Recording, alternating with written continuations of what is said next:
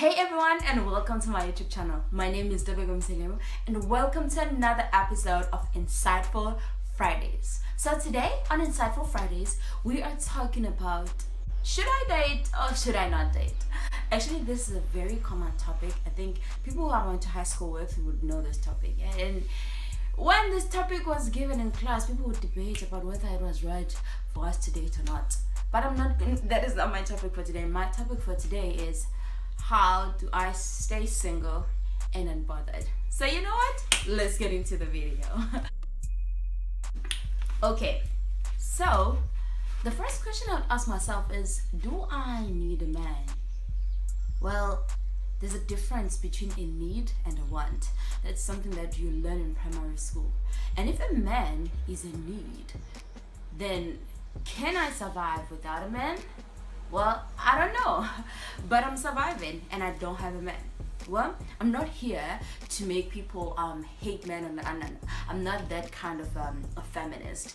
You know, feminism doesn't mean that you should degrade men so that women can look superior. Now, women have been, looked down on for generations and generations, and I think now we're in an era where women are flourishing. Women are doing great things. You can go on social media and search. Women are doing great things. So when it comes to a man and a woman needing each other, well, let's get into that. So the first thing that I'm gonna talk about, I have my notes here, so if I look there, just don't be baffled. So I have a point here. So being single at the age of 21 is something that may be taken for granted by my respective peers, mainly because everybody is busy trying to find a soulmate. At my age, like my peers are busy looking for a soulmate. Like your 20s is an age where you're supposed to be meeting people, having fun. I am not against that. But I'm against looking for a relationship just because you are running away from being alone. I'm 21 years old. I don't expect to find my soulmate this year. And even if I do, that's fine. Great. But looking for a soulmate, we've taken it into something that looks like a job. But when two people meet, it is when, God and the universe have worked miraculously to make those people meet. And if they are meant to be together forever, then that's great. But I don't think people should feel pressured at looking for a soulmate. We're in our 20s, early 20s, so there's no need for pressure. What if you get married at the age of 50? What if you find your soulmate at the age of 50? What then? Are you going to hate yourself, thinking that you're a failure because you didn't find a man? I think it's very important that you stay out of a relationship if you're dating just because you don't want to be alone. That's very toxic. So my first point is, I'm talking about past relationships, how they shaped my outlook on codependency. All right. So first thing is, what is codependency? I have a dictionary with me here, so let me look it up. It says that codependency is a situation in which two people have a close relationship in which they rely too much on each other emotionally, especially when one person is caring for the other one. All right. So I think I've entered my relationship just because I wanted to be codependent. Being codependent means that my partner was going to take care of me emotionally and my partner was going to depend on me emotionally. All right. And codependency becomes toxic when being in a relationship with someone drains the other person emotionally. For me, I didn't have a great emotional relationship with my father, so getting into relationships, I wanted guys to be emotionally there for me, to affirm me, to be all these things that I wanted them for me to be. And in turn, it made me stay on relationships even when it was toxic for the other person. So I'm in a stage where I'm like, I'm not gonna get into a relationship because I know that mentally I am not fit enough to be in a relationship, and I am not the best version of myself that can be in a relationship and be able to just exist within the relationship. All right. So in these relationships, okay, I have a second point. It says no strings attached, F buddies, and how they damage mental health. All right. So I guess if there's anything that anybody is being told at a young age is that it's okay to have no strings attached relationship. It's okay, to have that and to have that and to have that. But people do not talk about the underbelly of having a no strings attached kind of relationship.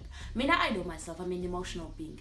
If we engaged in a sexual activity, of course I'm gonna be attached to you, because I think that's what I am at right now.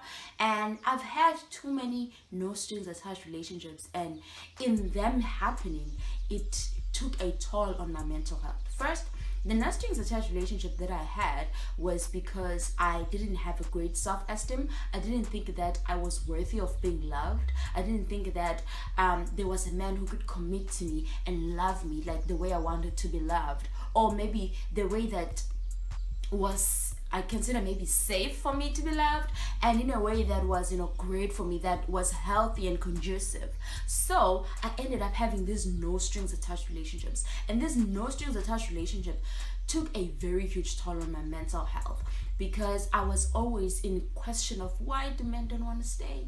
Why does he see that it's okay for him to just sleep with me and then move on to the next person?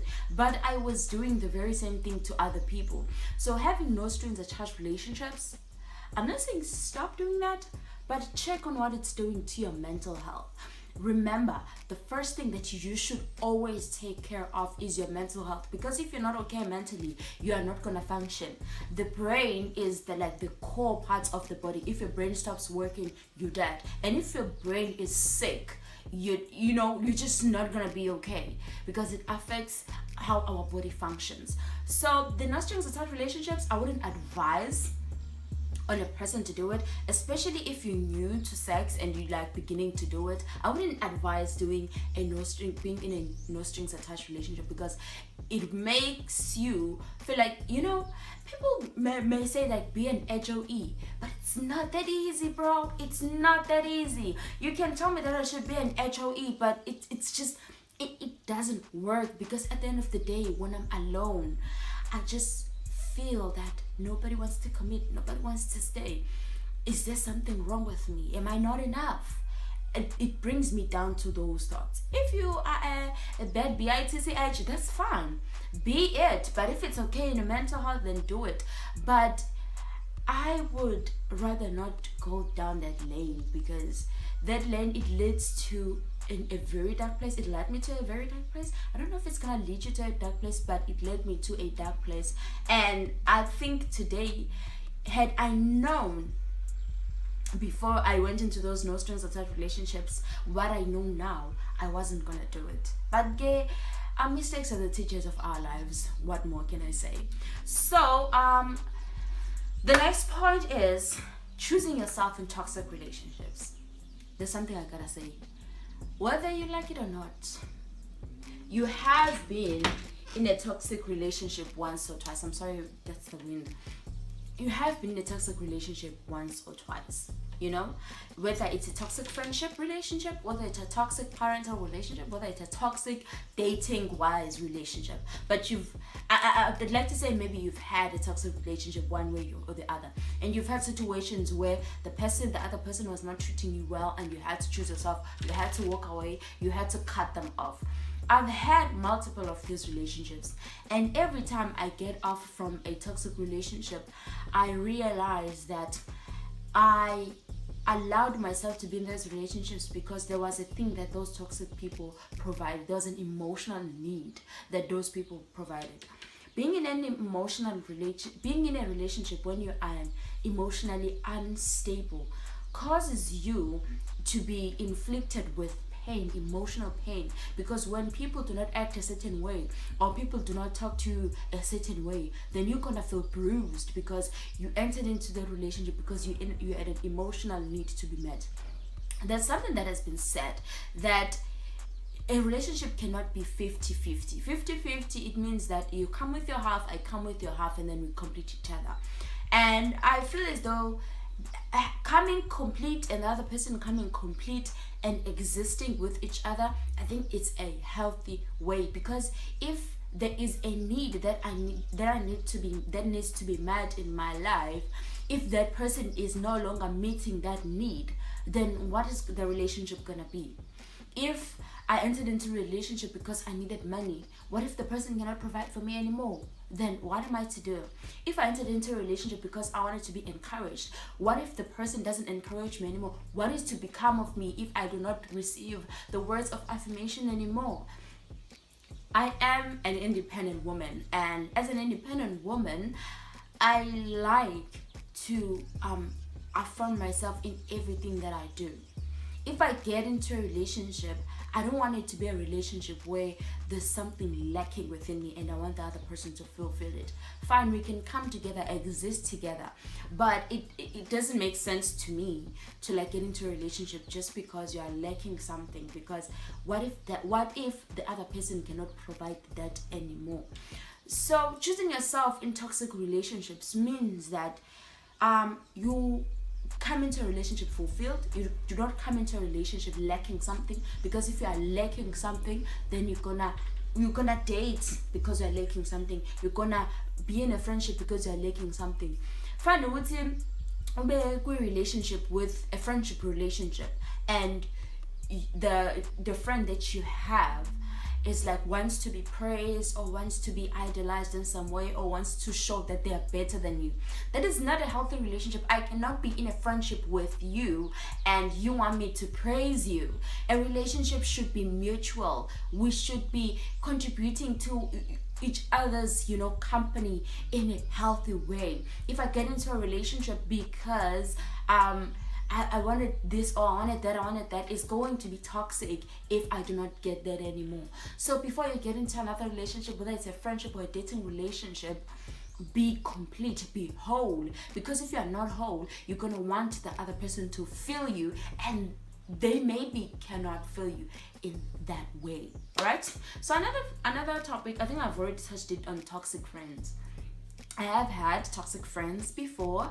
The other friend that I had, she like ghosted me. That's a story for another day. She like ghosted me and like didn't talk to me, like I don't know. And then she would come back and like want to talk, and I didn't understand.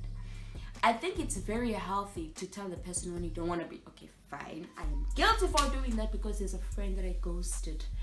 And I didn't tell anything to her. So yeah, I have been toxic in some way. So I cannot say it's very healthy for a person to tell you a reason for leaving. So if you want to ghost me, but ghost me for life. Don't just come back to me and like want to talk anymore, because I'm gonna want explanations, okay?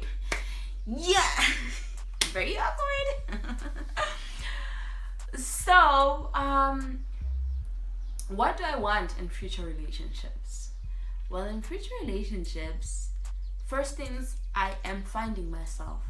I am finding what it means to be undobe. What do I value in myself? What can I stand for? What can I not stand for? So in future relationships, I am gonna present myself in a holistic and a complete way, not lacking anything. I know that one day I'm gonna have a boyfriend and we're gonna be okay, but I do not want to live my life thinking that or hoping that, or maybe in a need that there is gonna be a guy who's gonna come and save me. I think in this present day and age, the Prince Charming that you need, baby girl, it's you. You're the Prince Charming that you need. The knight in the mighty shining armor. Like that's who you need. That's who you need. That's who you need to be. Because if you live your life thinking that someone is gonna come and save you, this ain't no Cinderella Disney type of story shit, girl. So you gotta be the one to save yourself. It's important to be your own savior, okay? It's okay. It's very much makes sense to be the one to save yourself, because the truth is, you can pray to God, God, please remove this man out of my life. But if you do not leave that relationship, then nobody's gonna come and save you. It's time that we begin to understand that we are the ones who can save ourselves. If you want to be saved, then do the first action. Step out, do something that's gonna set you free.